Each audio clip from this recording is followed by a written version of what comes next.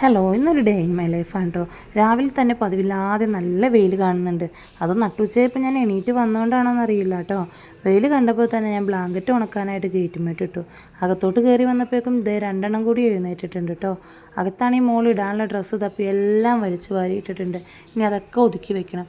നേരെ അടുക്കളയിലോട്ട് കയറി കേട്ടോ. കഴിഞ്ഞ ദിവസം രാത്രി പാത്രമൊന്നും കഴുകാതെ കയറി കിടന്നതുകൊണ്ട് തന്നെ ഒന്നേന്ന് മുതൽ കുറേ പണിയുണ്ട്. ഫുഡ് ഉണ്ടാക്കണം, പാത്രങ്ങൾ കഴുകണം, എല്ലാം അടുക്കി പെറുക്കി വെക്കണം. ഉമ്മച്ചി അനിയത്തി ഉണ്ടായതുകൊണ്ട് തന്നെ രാവിലെ ചായക്ക് മുട്ടക്കറിയും ചപ്പാത്തിയാക്കാമെന്ന് കരുതി. അപ്പോൾ ഒരടുപ്പത്ത് മുട്ട പുഴുങ്ങാനിട്ട് മറ്റേ അടുപ്പത്ത് ചപ്പാത്തി ചുട്ടെടുക്കുക കേട്ടോ. എല്ലാവർക്കും വേണ്ട ചപ്പാത്തിയെല്ലാം ചുട്ടുകൊണ്ടിരിക്കുകയാണ്. ഈ ചപ്പാത്തി ഇങ്ങനെ ചുടുന്ന സമയത്ത് പൊന്തി വരുന്ന കാണുമ്പോൾ പ്രത്യേക ഒരു മനസ്സുഖം കേട്ടോ. ചിലപ്പോൾ മാത്രമേ എനിക്ക് ശരിയാവാറുള്ളൂ. ഞാൻ അലക്കാനായിട്ട് ഒരു പൈസ നിറച്ച് മുക്കിയിട്ടുണ്ടായിരുന്നു. ഇവള് കൊച്ചിൻ്റെ നിക്കറ് കഴുകാൻ ഇറങ്ങിയപ്പോൾ എന്നാൽ ബാക്കിയും കൂടി ഒന്ന് അലക്കി തരുമെന്ന് ചുമ്മാ ചോദിച്ചതാ. എന്താണെന്തോ എനിക്കിന്ന് നല്ല ദിവസമായി. എല്ലാം കൂടി കൂടിക്കഴിഞ്ഞാൽ നല്ല മെനയായിരിക്കും കേട്ടോ. അടുത്ത വീട്ടിലൊരു കുട്ടിയും കൂടി വന്നിട്ടുണ്ട്. അപ്പോൾ എല്ലാം കൂടി നല്ല കളിയിലാണ്. ഇവൻ ഇടയ്ക്കിടയ്ക്ക് ഓരോ പ്രശ്നങ്ങൾ. ഇപ്പോൾ ചെരുപ്പ് അന്വേഷിച്ച് വന്നേക്കണേ കേട്ടോ. ഇനി മുട്ടക്കറിക്കുള്ള പരിപാടികൾ നോക്കണം, സവോള അരിഞ്ഞെടുക്കണം. അതിൻ്റെ ഇടയ്ക്ക് കളിക്കാൻ പോയ ആൾ പിണങ്ങിക്കൊണ്ട് വന്നേക്കുന്ന ഡ്രസ്സെല്ലാം ഊരിക്കളഞ്ഞ് കരഞ്ഞുകൊണ്ട്. പിന്നെ ബാക്കിയെല്ലാം അരിഞ്ഞും പെറുക്കി എടുത്തുകൊണ്ട് അവൾ അടുക്കളയിലോട്ട് വന്നപ്പോൾ ഞാൻ എന്നാൽ നീ കറി വെക്കുമെന്ന് ചോദിച്ചു. ആ ഡ്യൂട്ടി അവൾ ഏറ്റെടുത്തു. ഇനി ബീഫ് എണ്ണക്കകത്ത് അവിടെ ഇരിക്കുന്നേ ഉള്ളൂ. അപ്പോഴത്തേക്കും അടുത്ത ആൾ ഇതാ ഇവിടെ എഴുന്നേറ്റ് കരച്ചിൽ തുടങ്ങി.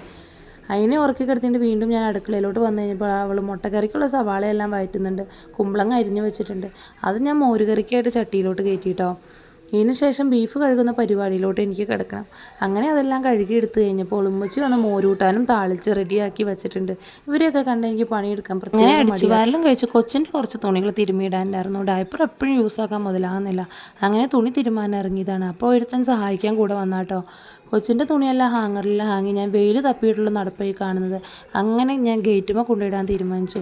ഗേറ്റും വണ്ടിയാട്ടോ. ഈ മഴക്കാലത്ത് തുണികൾ ഉണങ്ങി കിട്ടാൻ ഏറ്റവും എളുപ്പം. പെട്ടെന്ന് അതിലോട്ടൊക്കെ ചൂട് പിടിക്കും. ഈ റൂം നിറച്ച് തുണികളാട്ടോ. ആരും ഉപയോഗിക്കാത്ത റൂം കാരണം എൻ്റെ തുണികളുടെ ഗോഡൗൺ ആട്ടോ അത്. അങ്ങനെ ബീഫിനുള്ള സവാള ഞാൻ വഴറ്റാനിട്ടുകൊണ്ട് നേരെ അടുത്ത പരിപാടിയിലോട്ട് പോയി തുണി മടക്കാമെന്ന് കരുതി. അങ്ങനെ തുണികൾ ഓരോന്നായിട്ട് ഓരോ സെക്ഷൻ ഓരോരുത്തർ തിരിച്ച് മടക്കി വയ്ക്കുക കേട്ടോ. കുട്ടികളുടെ വേറെ, എൻ്റെ വേറെ, ഇക്കാക്കയുടെ വേറെ, അങ്ങനെ ഓരോന്നായിട്ട്. അപ്പോഴത്തേക്കും ഇക്കാക്ക ചോറുണ്ണാനായിട്ട് വന്നു. ചോറിന് ബീഫും മോരൂട്ടാനും അച്ചാറും ആയിരുന്നുണ്ടായിരുന്നത്. അങ്ങനെ പുള്ളിക്ക് ചോറ് വിളമ്പി കൊടുത്തു. അതിൻ്റെ ഇടയിൽ എൻ്റെ ചോറിറ്റേയും കഴിഞ്ഞ് മക്കൾക്കും കൊടുത്തു. പിന്നെ കുറച്ച് പേര് കുട്ടിയെ ഉറക്കാനായിട്ട് റൂമിലോട്ട് കയറി. ഇവളായിട്ട് എൻ്റെ മോൻ ഇടിയുണ്ടാക്കിയിട്ട് ചാനൽ മാറ്റി വച്ചേക്കുന്നതായിട്ട് കാണുന്നത്. എല്ലാത്തിനെയും അടുക്കി പിടിച്ച് റൂമിലോട്ട് കയറ്റിയിട്ടുണ്ട്. ഒരുവിധം കിടത്തി എല്ലാത്തിനെയും ഉറക്കി. അതിൻ്റെ ഇടയിൽ ബാക്കി തുണികളെല്ലാം ഉണങ്ങിയത് പറക്കിയെടുക്കുകയും മറ്റതൊക്കെ വിരിച്ചിടാനായിട്ട് ഇറങ്ങി കേട്ടോ. മാനമൊക്കെ ഇരുണ്ട് കൂടി.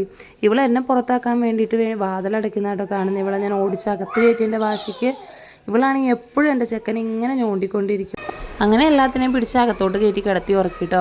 വൈകിട്ട് ബ്രൂ കോഫിയും പഴംപൊരിയും മുട്ട പപ്സും ഉമ്മച്ച് മേടിച്ച് വെച്ചായിരുന്നു കേട്ടോ. അങ്ങനെ എല്ലാത്തിനും ചായ കൊടുക്കാനായിട്ട് ഇരുത്തി. തത്തമ്മോള് ചായ കുടിച്ചുകൊണ്ട് എന്നോട് ചോദിക്കുന്നു കേട്ടോ, ഇത് എന്തുട്ട് ചായ അടി പെണ്ണെന്ന്. ഞാൻ കാപ്പിയാണോ എന്ന് പറഞ്ഞപ്പോൾ ഇതാണോ കാപ്പി എന്നാട്ടോ അവൾ ചോദിക്കുന്നത്. പിന്നെ ക്യാമറ കണ്ട് അവൾ ജീവിച്ച് കാണിക്കും. പിന്നെ മടക്കാനുള്ള തുണികൾ ഓരോന്നൊക്കെ ആയിട്ട് തിരിഞ്ഞ് അവളും മടക്കി വെച്ച് സഹായിച്ചായിരുന്നു കേട്ടോ. വെയിലൊക്കെ ആറിയിട്ട് കുറച്ച് നേരം എന്നാൽ കളിച്ചോട്ടിന്ന് എഴുതി ഇറക്കിയത്. കളിയുടെ തീവ്രത കാരണം പിടിച്ച് വീണ്ടും അകത്തോട്ട് തന്നെ കയറ്റി.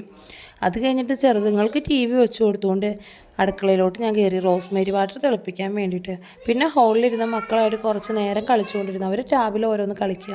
പിന്നെ രാത്രി ആയി കഴിഞ്ഞപ്പോൾ മൈലാഞ്ചി കണ്ട കൊതി മാറാത്ത കുറച്ച് എണ്ണങ്ങളുണ്ട് കേട്ടോ ഇവിടെ. അവർ മൈലാഞ്ചി ഇട്ടുകൊണ്ടിരിക്കാതെ എന്നോട് പറഞ്ഞു കഴിക്കാൻ ചോറ് വേണ്ട, മക്കൾക്ക് ചപ്പാത്തി മതിയെന്ന്. അവർക്ക് 3 ആൾക്കുള്ള ചപ്പാത്തി ഓരോന്ന് ചുട്ടെടുത്തുകൊണ്ട് ഞാൻ റൂമിലോട്ട് വന്നു കേട്ടോ. അപ്പോൾ പപ്പിമോളിട്ട് തന്ന കൈ കാണിച്ചു തന്നപ്പോൾ തത്തയും എന്താ മൈലാഞ്ചി ഇട്ടുകൊണ്ട് തന്നെ കാണിച്ചിരുന്നത് കാണുന്നത്. പിന്നെ ക്യാമറ കണ്ടപ്പോൾ ഓരോന്നും എൻ്റെ അടുത്ത് ഗോഷ്ടി കാണിക്കുന്നതായിട്ട് ഈ കാണുന്നത്.